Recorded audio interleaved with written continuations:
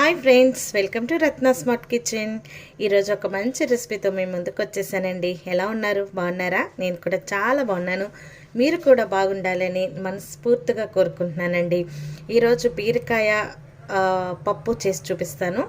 చాలా టేస్ట్గా ఉంటుంది. వచ్చేది సమ్మర్ కాబట్టి మనం చలవ చేసే పదార్థాలు ఎక్కువగా తీసుకోవాలి కాబట్టి ఈ బీరకాయ పప్పు మీకు చేసి చూపిస్తున్నానండి. ఇది తెలుసు అందరికీ, ఇంకా ఎవరైనా తెలియని వాళ్ళు ఉంటే చూసి నేర్చుకుంటారని నేను ఈ సింపుల్ రెసిపీతో మీ ముందుకు వచ్చేసాను. మరి దాన్ని ఏ విధంగా తయారు చేసుకోవాలో చూసే ముందు మన ఛానల్ని ఇంకా ఎవరైనా సబ్స్క్రైబ్ చేసుకోకపోతే సబ్స్క్రైబ్ చేసుకోండి, లైక్ చేయండి, షేర్ చేయండి, పక్కనున్న బెల్ ఐకాన్ని క్లిక్ చేయండి. అలా చేయడం వల్ల నేను నోటిఫికేషన్ రిలీజ్ చేయగానే మీకు వెంటనే నోటిఫికేషన్ మీ దగ్గరికి వస్తూ ఉంటుందండి. ప్లీజ్ సపోర్ట్ చేయండి.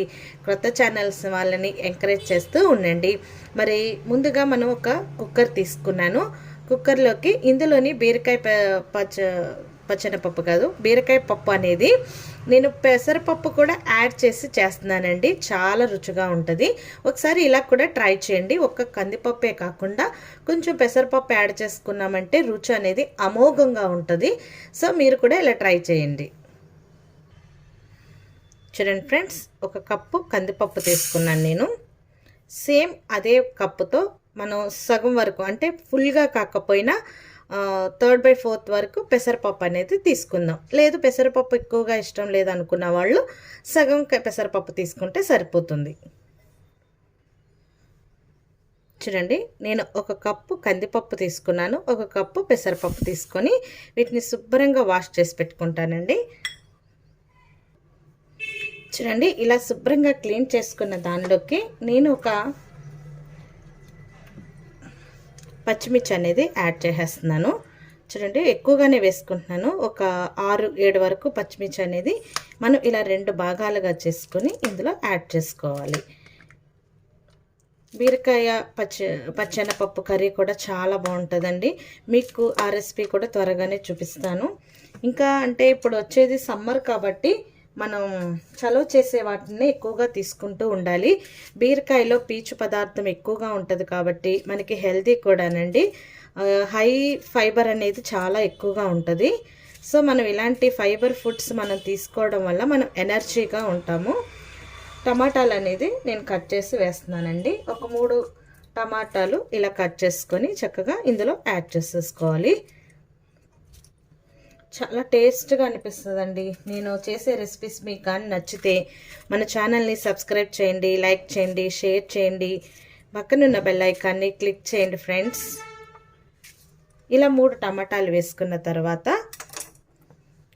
ఒక 2 బీరకాయలు చక్కగా ఇలా పొట్టు తీసుకొని శుభ్రంగా క్లీన్ చేసి పెట్టుకొని కట్ చేసుకునేది కూడా మనం ఎక్కువగా సన్నగా కాకుండా కొంచెం లావుగా కట్ చేసుకుంటే చాలా బాగుంటుంది. చూడండి, మీకు వీడియోలో చూపిస్తున్నట్టుగా ఇలాగా ఈ విధంగా మనం కట్ చేసుకొని కుక్కర్లో యాడ్ చేసేసుకోవాలి. పప్పులో యాడ్ చేసుకుంటే సరిపోతుంది. చూడండి, చక్కగా ఇలాగా ముక్కలు కట్ చేసుకొని ఇందులో యాడ్ చేసేసుకున్నాను. 2 బీరకాయలు అనేది నేను యాడ్ చేశానండి. ఇందులోకి 1/2 టీ స్పూన్ పసుపు అనేది వేసుకున్నాను. తర్వాత 2 టేబుల్ స్పూన్ల వరకు కళ్ళుప్పు అనేది యాడ్ చేశాను. అంటే పప్పులో చాలామంది స్టార్టింగ్లోనే ఉప్పు వేయరు, కానీ నేను వేసేస్తానండి. ఉడికిపోతుంది, మనం కుక్కర్లోనే పెడుతున్నాం కాబట్టి. దీనికి కారం అనేది మనం తక్కువగా వేసుకోవాలి. ఎందుకంటే పప్పు బీరకాయ అంటే చక్కగా కమ్మగా తినాలనుకునేవారు కారం తక్కువగానే వేసుకోవాలి. పచ్చిమిర్చి ఆల్రెడీ 7-8 వరకు వేసాం కాబట్టి ఆ పచ్చిమిర్చి కారమే సరిపోతుంది. ఇంకా కారం కావాలనుకుంటే పచ్చిమిర్చి యాడ్ చేసుకోవచ్చు. కారం అనేది కొంచెం తగ్గించుకుంటే బాగుంటుంది. తర్వాత కొంచెం కొద్దిగానే చింతపండు అనేది యాడ్ చేశాను, సరిపోతుంది. మీరు తినే పులుపుని బట్టి మీరు దాన్ని అడ్జస్ట్ చేసుకోండి. ఇలా అన్నీ వేసుకున్న తర్వాత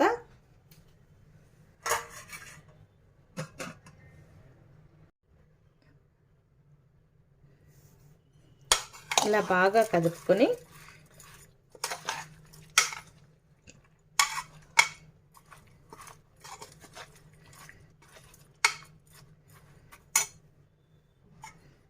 ఒక గ్లాస్ వరకు వాటర్ అనేది యాడ్ చేసేసుకోవాలి.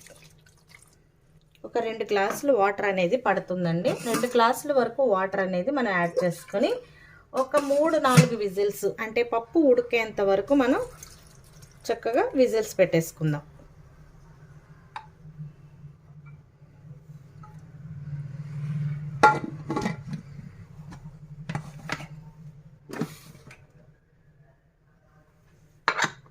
ఇలా విజిల్ పెట్టేసి స్టవ్ మీద పెట్టేద్దాం.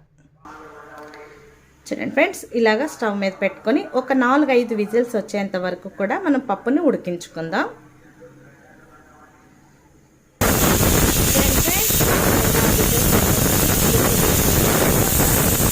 చేసేసుకుంటున్నాను.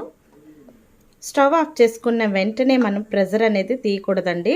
ఎందుకంటే దాంట్లో ఉన్న ప్రెజర్ అంతా పోయేంత వరకు ఉంచుకొని అప్పుడు మనం ప్రెజర్ అనేది ఓపెన్ చేసుకోవాలి.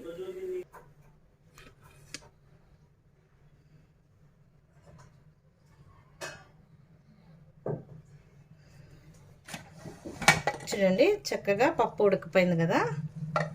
ఇలా ఉడికిపోయిన దాన్ని మనం పప్పు గుత్తుతోటి చక్కగా మెదుపుకోవాలి.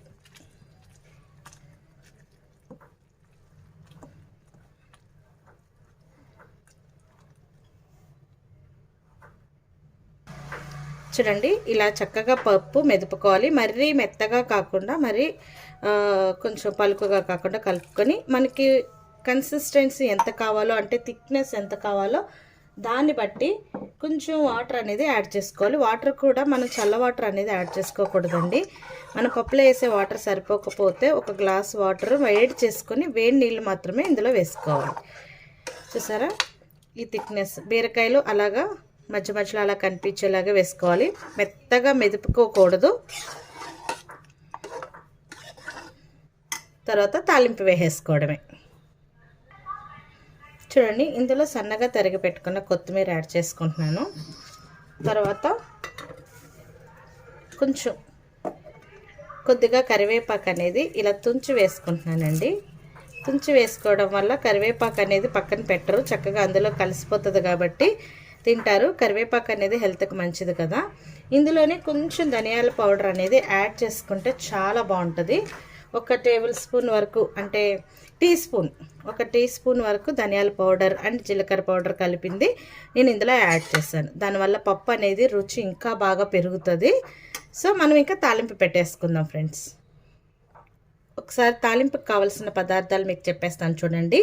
ఆవాలు, జీలకర్ర, సన్నగా తరిగి పెట్టుకున్న ఉల్లిపాయలు, వెల్లుల్లిపాయలు, ఎండుమిర్చి, కరివేపాకు. ఇది వేసుకొని చక్కగా ఆయిల్ వేసుకొని తాలింపు పెట్టుకొని పప్పులో వేసుకుంటే ఎంతో రుచికరమైన బీరకాయ పప్పు రెడీ అయిపోయినట్లే. చూడండి ఫ్రెండ్స్, ఒక గిన్నె పెట్టుకొని ఆయిల్ అనేది యాడ్ చేశాను. ఆయిల్ మరిగిన తర్వాత ముందుగా మనం ఆనియన్స్ అనేది యాడ్ చేసుకోవాలి.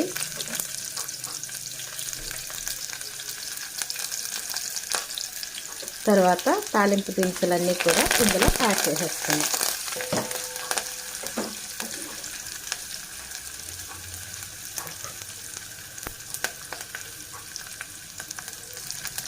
చూడండి, తాలింపు చక్కగా వేగుతుంది కదా. అలా ఎర్రగా వేగితేనే తాలింపు అనేది రుచిగా ఉంటుందండి.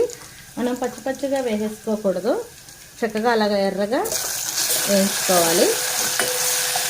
ఇప్పుడు వెల్లుల్లిపాయలు చాలా రేటు ఉంటున్నాయి కాబట్టి 1-2 వేసుకొని ఇలాగ వెల్లుల్లిపాయకి బదులుగా ఉల్లిపాయను సన్నగా తరిగి పెట్టుకొని ఇలా నూనెలో వేయించుకుంటే పప్పు కూడా రుచిగా అనిపిస్తుందండి.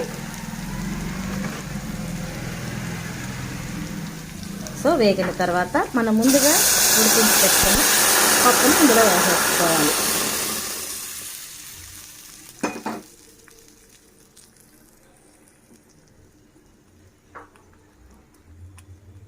చూసారా, ఇలా వేసేసుకున్నాక మనం ఆల్రెడీ కొంచెం ధనియాల పౌడర్, జీలకర్ర పౌడర్ వేసాం కాబట్టి 1 నిమిషం చక్కగా మరిగేలాగా ఉంచుకోవాలి. అంతే ఫ్రెండ్స్, ఎంతో రుచికరమైన బీరకాయ పప్పు, పెసరపప్పు వేసి చేశాను కదా, చాలా రుచిగా ఉంటుందండి. ఒక్కసారి మీరు కూడా ఇలా ట్రై చేసి ఎలా వచ్చిందో నా కామెంట్ సెక్షన్లో తెలియచేయండి. అంతే ఫ్రెండ్స్, స్టవ్ ఆఫ్ చేసేసుకోవాలి. చూడండి ఎంత బాగా వచ్చిందో, చాలా రుచిగా ఉంటుంది. మీరు కూడా ట్రై చేసి ఎలా వచ్చిందో నాకు కామెంట్ సెక్షన్లో తెలియచేయండి. ఇంకా మన ఛానల్ ఎవరైనా సబ్స్క్రైబ్ చేసుకోకపోతే సబ్స్క్రైబ్ చేయండి, లైక్ చేయండి, షేర్ చేయండి, పక్కనున్న బెల్ ఐకాన్ని క్లిక్ చేయండి.